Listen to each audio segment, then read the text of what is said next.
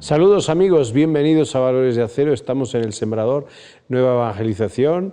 Nos encontramos transmitiendo desde Cuernavaca, la Casa de la Recolección, aquí en el estado de Morelos, al sur de la Ciudad de México. Con nosotros está María Eugenia Trujillo, bienvenida de nuevo. Ella es miembro de la Fraternidad Seglar de Costa Rica. Sí, Padre Javier. ¿Cómo está Costa Rica? ¿Cómo está la Fraternidad de Costa Rica? Allí nos ven, saludamos desde aquí a todos los televidentes que nos siguen a través de ESNE en Costa Rica y a través de las redes sociales. Gracias, Padre Javier, por su invitación. Siempre es un placer compartir con ustedes estos minutos. Bueno, básicamente la fraternidad está con aires nuevos. Podríamos decir que incorporándose muchas personas con inquietudes hacia formar parte de la familia Agustinio Recoleto, encontrándole sentido a lo que es fraternidad como tal. Vamos aumentando los miembros. Para este año vamos a tener dos nuevos, pues no recuerdo en este momento, de profesiones, nuevas promesas en el primer semestre y en el segundo semestre, lo cual es una gran noticia porque veníamos un poco estáticos, como muy bloqueados, como muy quietos, pero se está renovando, hay gente nueva, sí. Dos nuevas personas que toman sus promesas de vivir como un laico Agustinio Recoleto en Costa Rica. ¿Hace falta fraternidad en Costa Rica, en las familias costarricenses? Yo creo que sí. Hace falta que se formen ministerios de fraternidad, que crezca más en la Ciudad de los Niños, en Puerto Viejo, en Alajuela. La nuestra, pues ya sabemos que es una integración de lo que es Pozos de Santano y lo que era antiguamente que manejaban los Agustinos Recoletos en San Antonio de Belén. Ustedes tienen un centro de espiritualidad Agustinio Recoleto ahí en Pozos de Santana. Maravilloso, Padre Javier, esa pregunta. En donde allí conviven con la problemática social, vamos a decir, en el mundo, en Centroamérica, en Costa Rica, en San José y en concreto en Pozos. Ahí hay centros de escucha y se dan ciertos talleres que vienen a animar un poco a la persona. Sí, cuando me habla de centro de espiritualidad y le digo maravilloso es porque realmente al formar parte de esto hemos crecido muchísimo las personas que lo integramos. El centro ha aumentado también su convocatoria porque es muchísimo las personas que llegan cada semestre a la oferta que hacemos desde el desarrollo humano, desde la espiritualidad, los centros de escucha.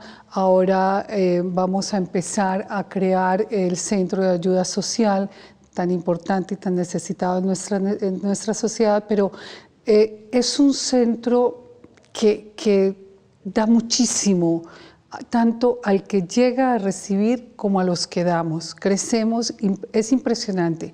Es una plataforma que es hasta difícil, empieza a contagiar de tal manera que la gente se va transformando. Vemos procesos de conversión, procesos de transformación familiar, procesos tanto de integración en todo, espiritual, inspiración humana, bueno, me emociono, realmente me emociono, porque es algo que se vive, se transmite y lo logra percibir todas las personas desde el primer momento que entran al centro de espiritualidad. Es maravilloso. ¿Hay transformaciones en la gente? Muchísimas. ¿Nos puedes explicar algún caso? Tenemos parejas que están por divorciarse, hijos que no entienden la actitud de sus padres o padres que realmente no entienden la actitud de sus hijos y van pasando por diferentes talleres hasta que logran integrarse como familia, empezar a respetar sus espacios, sus formas de ser, entender al otro. Tenemos muchísimos casos de conversión, personas que han estado muchísimo tiempo alejadas de la iglesia, personas que no entienden, no saben cómo vivir la oración, la fe, o no saben cómo comunicarse con Dios, llamemos cómo comunicarse con Dios. En los talleres se aprende a dialogar con Dios, se aprende a vivir en el silencio y encontrar desde esa espiritualidad agustiniana de entrar en tu interior, empiezan a conectar con ese Dios que está en el centro de nuestro corazón, que al principio suena un poquito extraño, pero en todo el proceso va siendo una transformación muy sutil. Pero la gente llega a encontrar momentos de trascendencia muy, muy importantes en su vida que crean un cambio, que impactan su familia, su trabajo, la sociedad. Empiezan a decir, pero ¿qué es lo que te ha pasado? ¿A dónde fuiste? ¿Qué fue lo que hiciste? Y ahí es donde todos los que estamos adentro vamos siendo testigos, y por eso es que cuando usted me dice el centro de espiritualidad, no es para menos, es porque realmente es vivir el Evangelio, transmitir ese Evangelio, pero desde el ser humano, porque realmente ese es el objetivo. El Papa Francisco, lo hemos dicho en algún programa, lo volvemos a repetir, él habla mucho y hace esta incidencia de escuchar a la gente, escuchar a las personas, ¿no? Sí. Y en este escuchar a las personas también está los centros de escucha. Él en La alegría del amor, Amoris Laetitia, nos habla de los centros de escucha que debemos de tener en las parroquias o en los lugares donde nos encontramos. ¿Hace falta escuchar a la gente desde la realidad que está viviendo el Centro de Espiritualidad en Costa Rica? Hay una demanda de escucha. Muchísimo, muchísimo. Es muy alta la demanda porque hay mucho ruido. Todos estamos invadidos por mucho ruido, mucha dispersión, y el hombre necesita entrar primero en su silencio o en su interior, pero también expresar, volcar hacia afuera todo esto que está contenido y que no sabe cómo expresarlo, no sabe a quién expresárselo. Y los centros de escucha pues son muy importantes, pero tenemos que crear formación primero para las personas que van a escuchar, porque es muy delicado. Tenemos en este momento un plan para que se empiecen a formar personas en escucha, porque hay una necesidad latente. Es impresionante la cantidad de gente que no tiene o que vive sola y no tiene quien lo escucha, y tal vez ellos mismos sean la respuesta a una situación específica que tienen. Entonces yo creo que no solamente en el centro de la espiritualidad es lo que necesitamos todos, y con tanto ruido no escuchamos, lo tenemos en nuestras familias, nos sentamos a comer y todos pegados de un teléfono, ya no escuchamos, ya no vivimos conectados con el que tenemos, ya ni siquiera nos miramos a los ojos.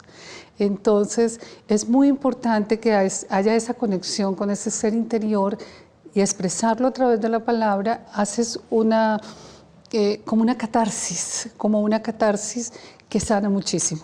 Es maravilloso cómo se logra a través de que alguien nos escuche, que transformemos nuestra vida. Talleres de oración.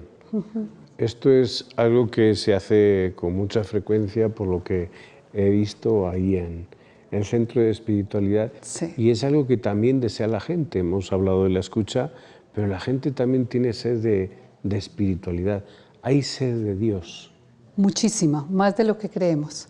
Los talleres de oración, la mayoría de la gente cuando escucha el nombre taller piensa que va a entrar a un centro donde le van a enseñar oraciones o cómo orar. No, el taller de oración agustiniana tiene una connotación muy hacia adentro, muy hacia el silencio, hacia la introspección. Se habla muy poco, entonces aprendemos a orar realmente. No es a rezar, es a orar, es a entrar en mí y descubrir en el centro de mi vida ese Dios, ese Jesús amigo, esa persona que te está ahí esperando en el centro de tu corazón, que suena como romántico, pero es una realidad, es tangible, y la gente lo logra al punto que logran estar en silencio media hora, 45, 50 minutos, a lo cual no estamos acostumbrados.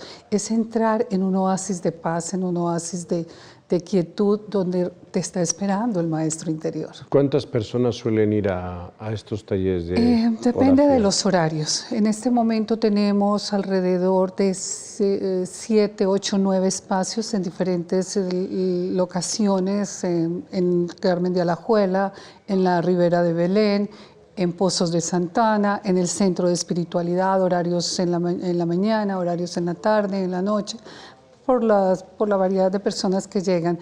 Es muy variado, depende del horario, pero oscila entre unas 8 o 10 personas hasta 20 personas por taller. ¿Y después del taller se les invita a algo más profundo? Como le digo, entras por esa puerta y cuesta salir. Cuesta salir, no importa cómo llegues, no importa.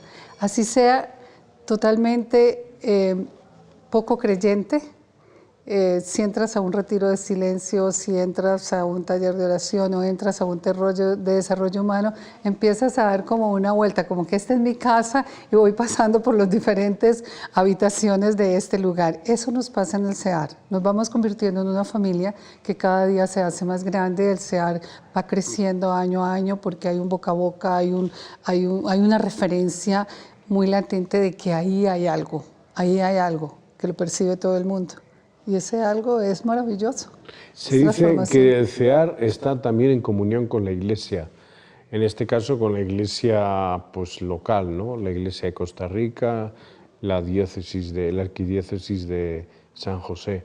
¿Hay algún programa unido del CEAR a la Arquidiócesis, unido a la Parroquia de la Inmaculada, que es la de Pozos? Con la Inmaculada de Pozos y también con a pesar de que la Inmaculada de Pozos es de los agustinos recoletos, pero la de Belén, San Antonio de Belén y la Ribera de Belén, que ya es diocesana, todavía sigue muy vigentes ciertos programas. Hay talleres de oración, también se han hecho otro tipo de talleres que ellos acogen, porque les parece que nuestra espiritualidad y nuestra forma de dar los talleres ayudan muchísimo. Siempre hay una comunicación, son muy abiertos hay una apertura muy grande desde la iglesia para comunicación y para eso. Lo que pasa es que el centro pues está en crecimiento y no podemos abarcar todas las áreas, pero sí sabemos de otras parroquias que nos refieren personas para ciertos talleres, por ejemplo, de parejas, de inteligencia emocional para parejas o de autoestima o pues, todo lo que sea de desarrollo humano. Que de desarrollo humano, ¿qué es lo que más demanda tiene? ¿Qué es lo que pide la gente? Yo necesito este taller. Autoconocimiento. El autoconocimiento. El autoconocimiento. Que es con el autoconocimiento uno puede interiorizar y uno puede, pues al final, llevar la palabra de Dios a su propia vida y a su corazón. ¿Y por qué crees que es esta demanda, que hay esta demanda aquí en este apartado de autoconocimiento? Porque es muy interesante. Yo siento que es la puerta más grande de entrada a este centro, porque no nos conocemos. No nos conocemos y no tanto porque creemos que nos conocemos, pero allí descubrimos que no sabemos nada de nosotros mismos. Lo que pasa es que el hombre está cansado, el hombre tiene un vacío. El hombre está en búsqueda de sentido, no importa la edad que tengas. Siempre llega un momento del camino en que nos paramos y decimos, ¿qué es lo que estoy haciendo con mi vida? Tarde que temprano. Entonces empiezas a buscar realmente qué es lo que me va a llevar a mí a encontrarle sentido a mi vida. ¿Y por qué el autoconocimiento? Porque voy descubriendo que me he puesto una cantidad de caretas, una cantidad de cosas encima, una cantidad de cargas emocionales que tal vez no me he trabajado y que a través de eso me libero, llego al perdón, llego a la misericordia, llego a abrazar al otro y te lleva a esa espiritualidad y a ese encuentro. Entonces, desde el desarrollo humano es que llegamos a eso. Hay más gente desde el desarrollo humano hacia la espiritualidad que al revés. Y me están diciendo que ya están preparados en Resumen AR para que nos compartan las 5 noticias más importantes de la Iglesia Católica y de los Agustinos Recoletos. Vamos con ellos y enseguida volvemos aquí a Valores de Acero.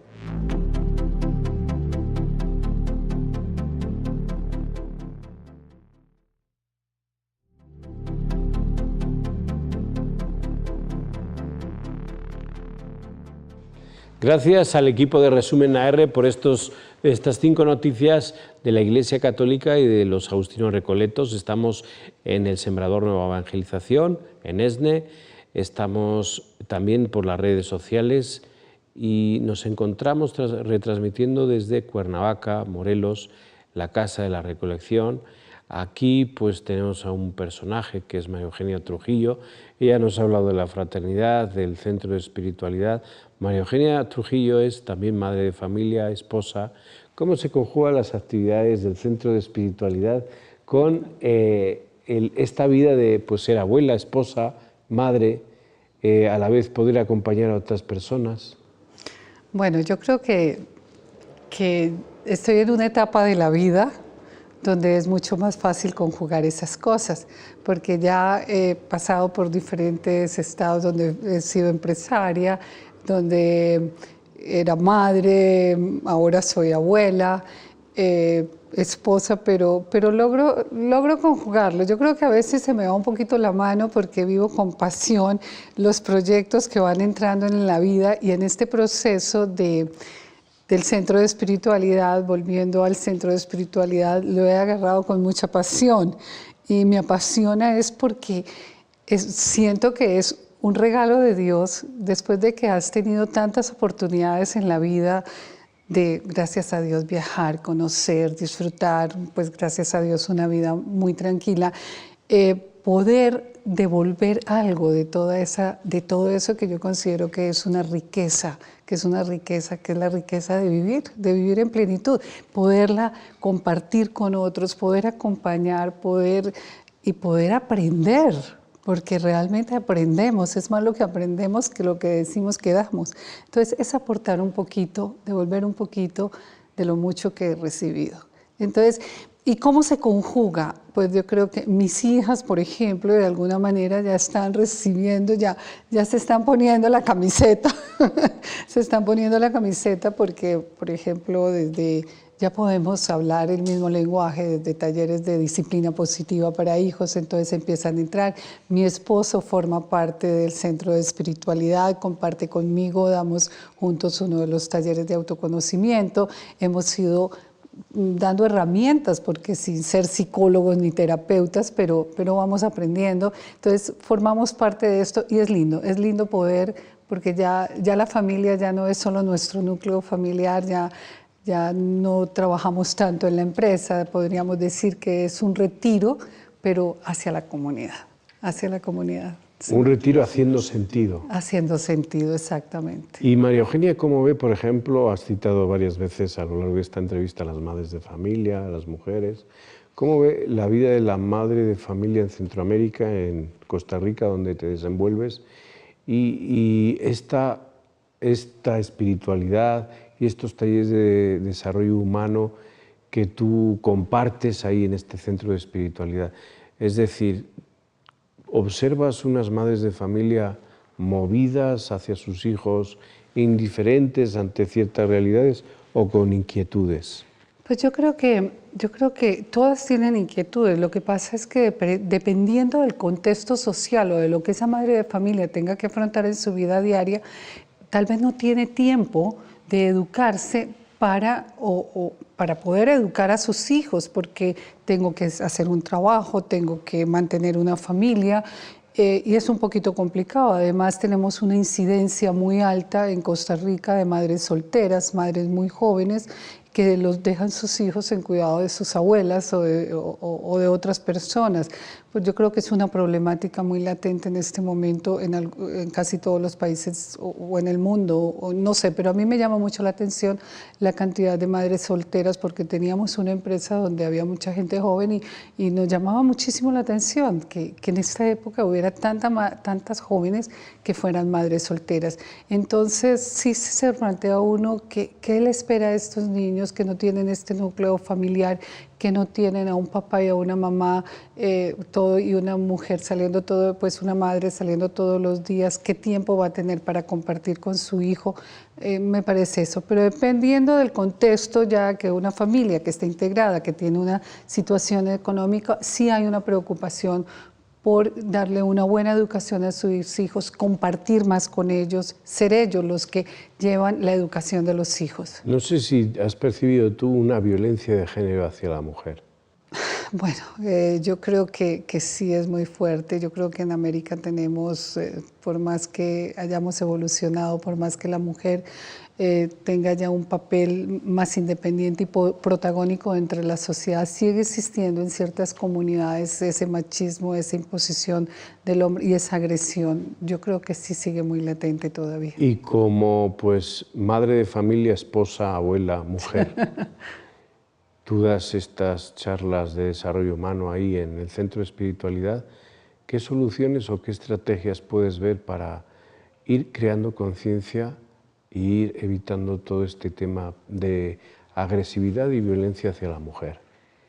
Yo creo que en los talleres de autoconocimiento que vamos viendo esa realidad donde todo viene de nuestra niñez y traemos una historia tan dura, es crear espacios donde la gente realmente, porque ya no es de por qué soy agresivo, es encontrar el por qué, de dónde me viene esta agresividad, trabajarme.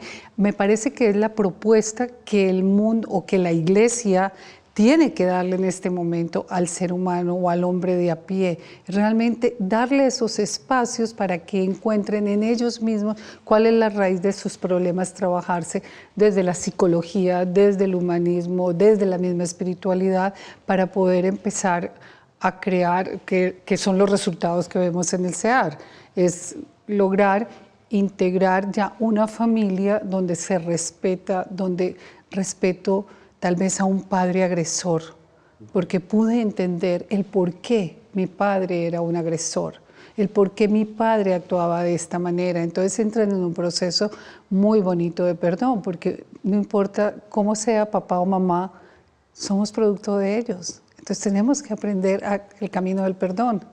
Yo creo que ese es el camino para que la familia se integre. Viene desde la misma raíz del ser humano.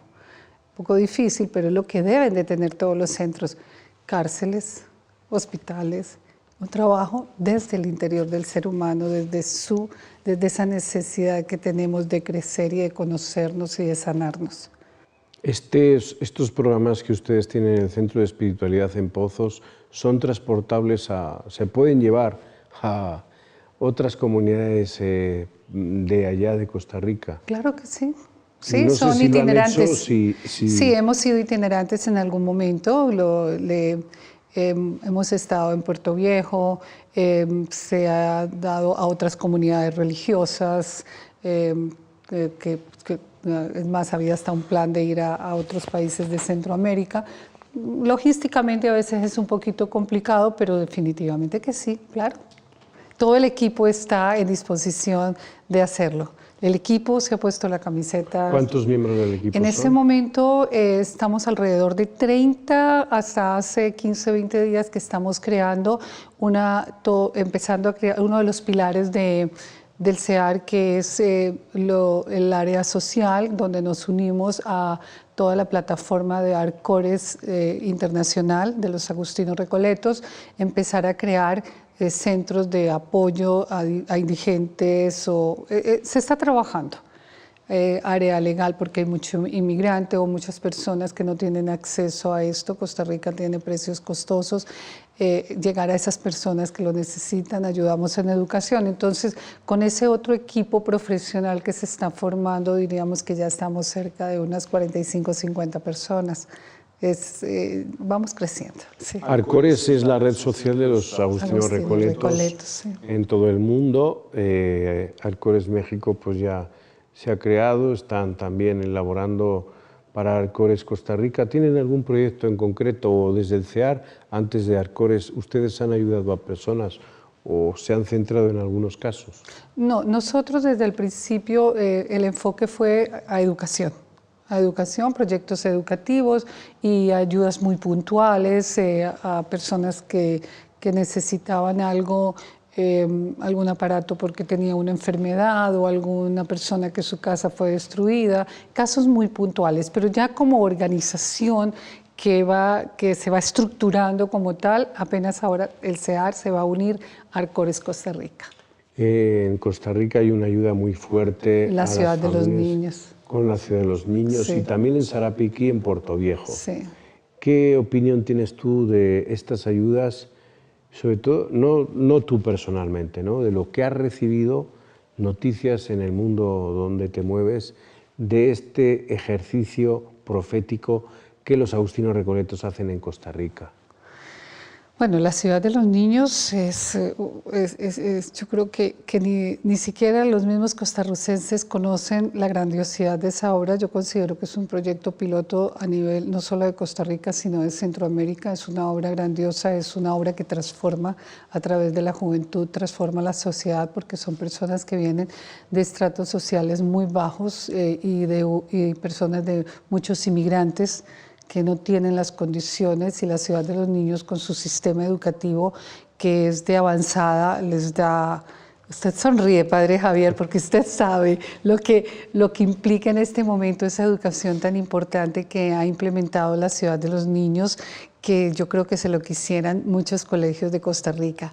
Es realmente de investigar, y yo invito, si alguien de Costa Rica me oye, que visite la ciudad de los niños, porque es un diamante en bruto que se tiene y da tristeza. Yo no soy costarricense, pero después de tantísimos años, casi 60 años de existir la ciudad de los niños, que le diga uno a una persona, conoce la ciudad de los niños, y se queda pensando y no sabe qué es ciudad de los niños. Y es una institución que está transformando vidas, que está aportando a la sociedad costarricense valores de toda índole y unos valores integrales desde espiritualidad, educación. Bueno, es impresionante. ¿Por qué crees que no se da a conocer o no se ha dado a conocer la ciudad de los niños dentro del mismo pueblo costarricense? Yo creo que por los agustinos recoletos. Yo creo que es por la orden. La orden vive muy hacia adentro. Vive muy... autorreferencial. Sí, es realmente, este es mi trabajo, mi compromiso, me entrego, pero lo estoy haciendo, creo que lo estoy haciendo bien, pero no quiero que... No es que no quiero, no quiero que lo sepan. Es como que no quiero que mi mano derecha sepa, pero vivimos en un mundo de comunicación y hay que darse a conocer. Hay que decirle al mundo, porque es que el mundo cambió, Ya antes todo era como, sí, aquí está, y la gente sabía qué hacía determinada persona. Ahora no, ahora necesitamos que las ONG o las entidades del mundo nos conozcan a través de la comunicación, que sepan qué es lo que la gente hace para poderse apoyar, porque ¿qué es lo que pasa? Mucha gente quiere ayudar y no sabe cómo ayudar. No sabe cómo ayudar. Ajá. Entonces, hay que venderse, definitivamente. Falta una comunicación. Sí, exactamente. Y es que no es que esté diciendo porque por hacerme aquí el que yo soy el que... No, es importante que la sociedad... ¿Por qué? Porque eso crea esperanza.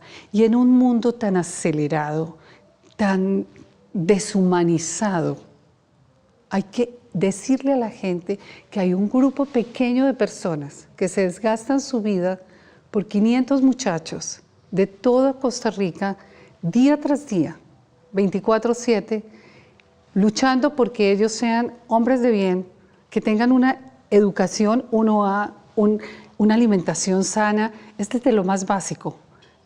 A mí no me hable mucho porque a mí también me apasiona la ciudad, es que la siento.